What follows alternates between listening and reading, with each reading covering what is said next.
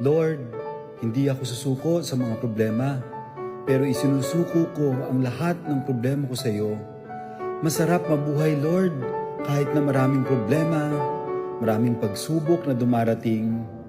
Pero alam ko na hindi mo ito ibibigay sa akin, Lord, kung hindi ko ito kakayanin. Alam ko na pinalalakas mo ako at pinatitibay para mapagtagumpayan ang lahat ng pagsubok na dumarating sa aking buhay.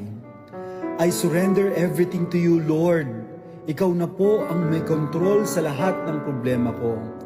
I surrender to you my problems dahil alam ko na matatapos din ang lahat ng ito dahil ibibigay mo ang solusyon, and I claim it, Lord.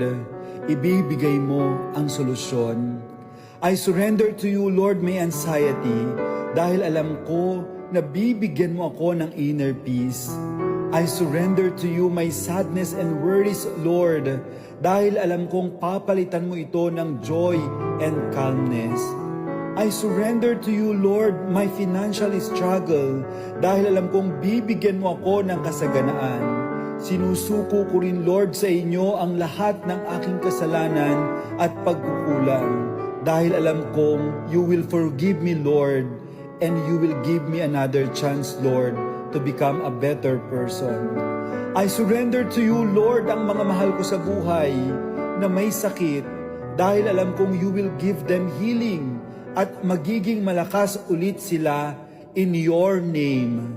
I surrender to you also, Lord, my family, ang mga mahal ko sa buhay, dahil alam kong hindi mo sila pababayaan at alam kong lagi mo silang gagabayan at ililigtas sa lahat ng uri ng sakuna at kapahamakan. Lord, madaming pumapasok sa isip ko ngayon dahil sa dami ng stress, dahil sa problema. Pero lahat ay isinusuko ko sa iyo, Lord. You now have the control to all of it, Lord. Ikaw na ang may control sa buhay ko ngayon, Lord. And I claim it, Lord. I claim it na maayos ang lahat at magiging maliwanag ang buhay ko. In your name, I claim it, Lord. I will receive a special blessing from you. At salamat, Lord. Thank you, Lord, dahil nandiyan ka lagi sa tabi ko at hindi mo ako iniiwan. Hindi ako susuko, Lord, sa problema, pero isinusuko ko sa iyo ang lahat ng aking problema.